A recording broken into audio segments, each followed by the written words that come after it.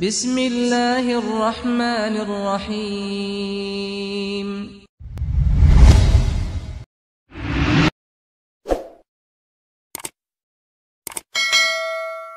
Bismillahirrahmanirrahim. Assalamualaikum warahmatullahi wabarakatuh. Ada 3 amalan yang kalau kita bisa kerjakan dengan istiqomah, maka kata Nabi, tadkhulul jannata bisalam. Kalian akan masuk ke surga dalam keadaan salam. Apa arti dalam keadaan salam? Artinya akan masuk surga tanpa harus mampir dulu ke neraka. Akan masuk surga tanpa azab. Akan masuk surga tanpa kesulitan. Akan masuk surga tanpa tergelincir di sirat. Akan masuk surga dengan hisab yang ringan. Akan masuk surga dengan padang mahsyar yang diberi naungan oleh Allah Subhanahu wa taala. Akan masuk surga dengan mendengar ucapan sambutan dari para malaikat dan penduduk surga, salaman salama, salaman salama. Dia masuk ke dalam surga seperti seorang raja. Teman-teman, pengen jadi raja?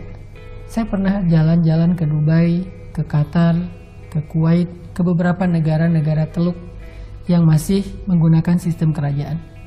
Lalu di sana kita keliling-keliling city tour, melihat sebuah istana yang luar biasa.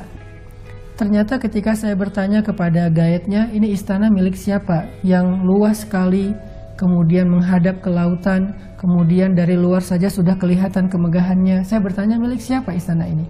Kata guide-nya, ini milik pangeran, bukan milik raja. Baru milik pangeran sudah semegah itu. Ketika saya jalan ke Turki, saya melihat istana milik kerajaan Turki. Istananya Muhammad Al-Fatih yang ada di sebelahnya Hagia Sophia. Istana Topkapi.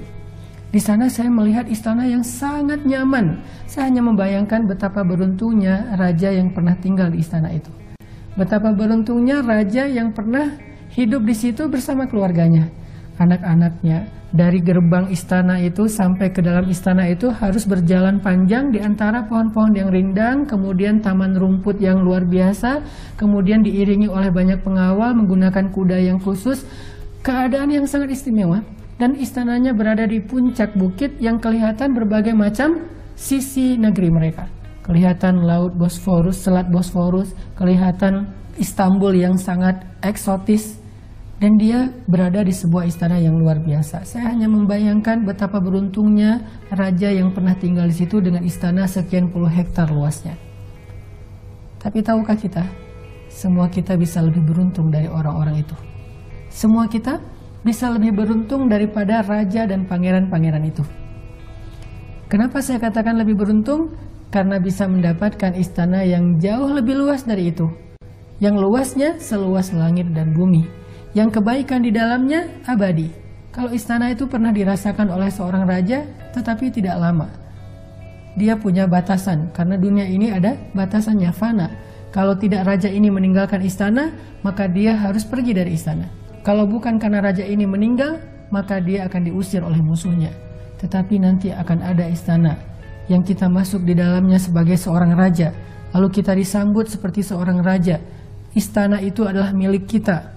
Kerajaan itu adalah milik kita, dan kita akan tinggal di sana selama-lamanya. Tidak ada lagi musuh yang akan mengancam kita. Tidak ada lagi musuh yang akan mengusir kita dari istana kita. Istana apa? Istana surga Allah Subhanahu wa taala. Siapa yang bisa masuk kepada surga Allah sebagai seorang raja yang disambut oleh penduduk surga dengan kalimat selamat datang wahai raja, selamat datang wahai raja? Ada 3 amalannya.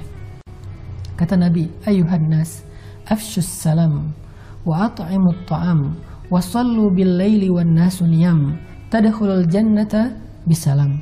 Wahai manusia, sebarkanlah salam dan berikanlah makan, lalu sholatlah kalian di malam hari ketika manusia sedang lelap dengan tidurnya, maka kalian akan masuk surga dalam keadaan selamat. Ada 3 amalan di situ. Pertama, afsyus salam, sebarkan salam. Apa makna sebarkan salam? Makna sebarkan salam ini kalau kita terjemahkan dengan hadis yang lain, al-muslimu man salimal muslimu min lisanihi wa yadihi. Muslim itu yang bisa muslim lain selamat dari lisan dan tangannya. Jadi arti sebarkan salam, kita jadikan semua orang itu nyaman berada di sekeliling kita. Keberadaan kita di sebuah rumah, di sebuah keluarga, di sebuah lingkungan, di sebuah masyarakat, di sebuah bangsa, keberadaan yang membuat orang lain selamat. Kita ada di sebuah grup WhatsApp, semua isi grup itu selamat dari omongan kita, dari perlakuan yang tidak baik dari kita. Ketika kita berada di sosial media sebagai salah satu netizen, atau kita nge-follow satu akun, kita tidak menyakiti pemilik akun tersebut. Kita tidak menyakiti postingan seseorang. Kita tidak nge-hate kepada orang lain sebagai netizen. Kenapa? Karena keberadaan kita dimanapun adalah afsyus salam, menyebarkan kenyamanan bagi siapapun. Bukan hanya mengucapkan Assalamualaikum, bukan hanya bertegur sapa secara lisan, tetapi makna afsyus salam di sini adalah sebarkan salam, artinya sebarkan kedamaian, sebarkan kenyamanan kepada siapapun yang berada di sekeliling kita. Sekarang kita tanya, adakah orang yang gak nyaman bergaul dengan kita? Perbaiki hubungan dengan dia. Adakah keluarga yang masih merasa sedih dan kecewa atau tersakiti dan terzolimi oleh kita? Kembalikan haknya. Adakah orang yang pernah merasa sangat malu karena ucapan-ucapan kita? Maka bersihkan namanya. Adakah orang yang merasa risih untuk dekat dengan kita karena takut akan dirugikan oleh kita? Maka perbaiki keadaan kita dan perilaku kita di hadapan dia. Teman-teman, kita coba pastikan semua orang merasa nyaman di sekeliling kita. Kalau ada yang tidak nyaman, bukan karena kesalahan kita, tetapi mudah-mudahan kalau ada yang tidak nyaman, itu karena kesalahan dia, dan Allah tidak akan membebankan kesalahan orang lain kepada kita. Karena bisa jadi tetap ada orang yang gak nyaman dengan kita. Bahkan Nabi pun pamannya tidak nyaman kepada beliau, yaitu Abu Lahab.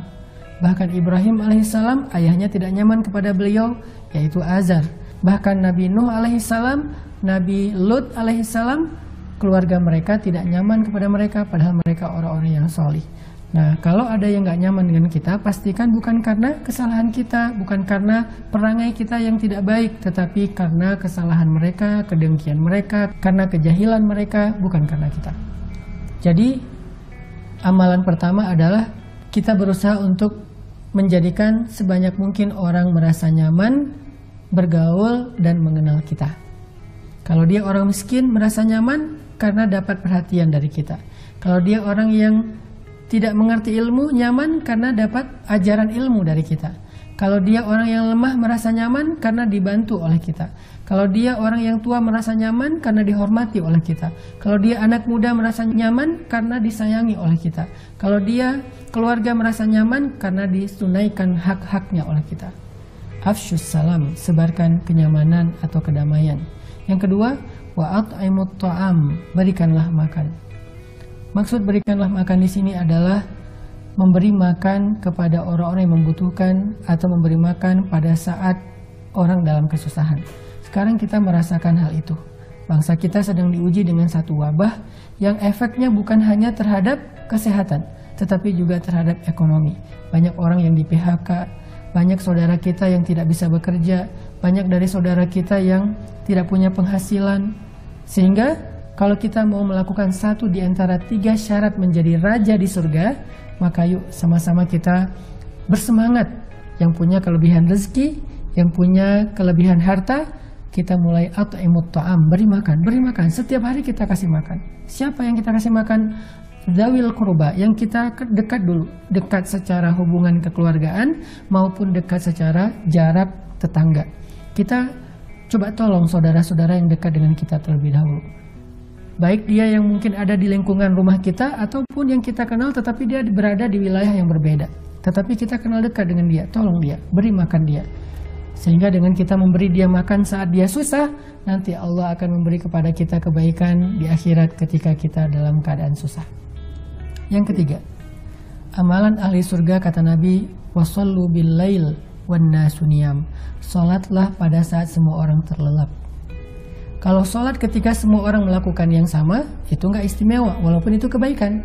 Tapi baru istimewa, kita bisa bangun sholat saat yang lain terlelap. Bulan Ramadan adalah kesempatan kita untuk bisa melatih itu. Apalagi sekarang kita berada di 10 malam terakhir Ramadan, yang sangat dianjurkan untuk tidak tidur di malam hari kecuali sedikit, karena kita sedang mengejar malam Lailatul Qadar. yang melewatkan malam Lailatul Qadar, maka dia akan rugi selama 1000 bulan. Orang yang mendapatkan Lailatul Qadar lebih beruntung daripada orang yang beribadah selama 1000 bulan. Artinya kita coba latih habit bangun malam selama 10 malam terakhir Ramadan ini, sehingga setelah selesai Ramadan, habit itu masih bertahan sampai akhir hayat kita. Dengan 3 habit atau kebaikan tadi. 1, membuat orang lain nyaman bergaul dengan kita, baik di sosial media atau dalam kehidupan sehari-hari. Kedua, memberi makan kepada orang yang susah dan membutuhkan, terutama memberi buka puasa saat orang sedang berpuasa. Yang ketiga, belajar untuk sholat berduaan dengan Allah ketika yang lain sedang dalam keadaan lelap. Mudah-mudahan tadkhulul jannata bisalam, kita bisa masuk surga dalam keadaan selamat. Barakallahu li wa lakum.